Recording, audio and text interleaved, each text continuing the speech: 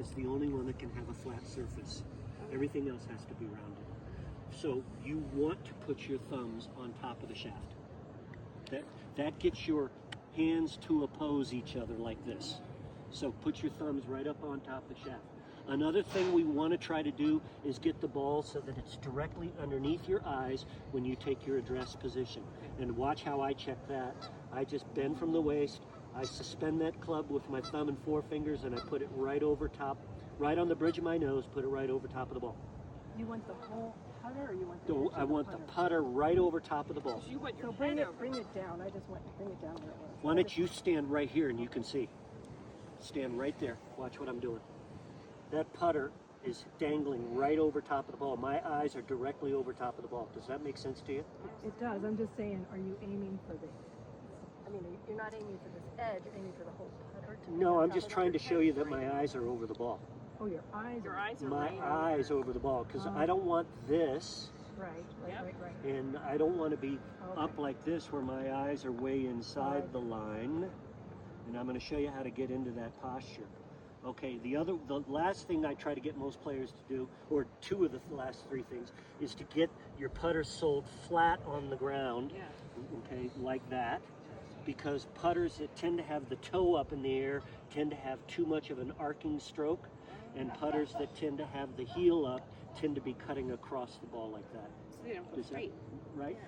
So the putter by design and by rule has to have an incline. It cannot come out at a 90-degree angle. So we want that putter basically flat. Ball position in the approximate center of your stance. You could have a little bit of negotiation up to a ball width maybe. I would not go this far forward because the putter is going to be coming up too much and you're likely to catch the upper half of the ball and maybe not get a direct energy transfer. Does that make sense? If it's too far back in your stance, you might chop down on the ball and have it start to hop a little bit. So you're looking for standardization, ball position in the middle, putter soled flat, eyes over top of the ball, thumbs on top of the shaft.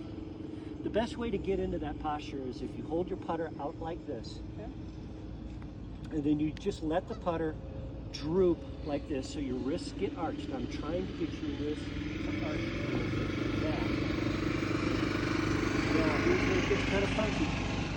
Pull that putter into your chest, your elbows, like this. Right on in, yep, right on in. Now bend from the waist. When I get you to bend that much from the waist, that puts your eyes directly over top of the ball. It disengages you. That looks great, Karen. And then that gets your lower body to disengage from your upper body. Now watch when I make this stroke. Tell me how much lower body movement you see. Zero. Here's what most people do. They're going like this. They're kind of wobbly. They're a little too tall. And I like to get people to really bend a lot from the waist. So when you hold that putter out, you droop it, you pull it back into your chest, and then you bend from the waist. And I try to keep my elbows fairly pinned into my side, like you got right there. Then that's going to promote this, and you all do this pretty well. I was watching you. You don't want to flip the club like this with your wrist. You're trying to drive the putt with your shoulders. Don't move your lower body, okay? That's hard. Okay, so close that down there. There, you're trying to drive it with your shoulders. Very good.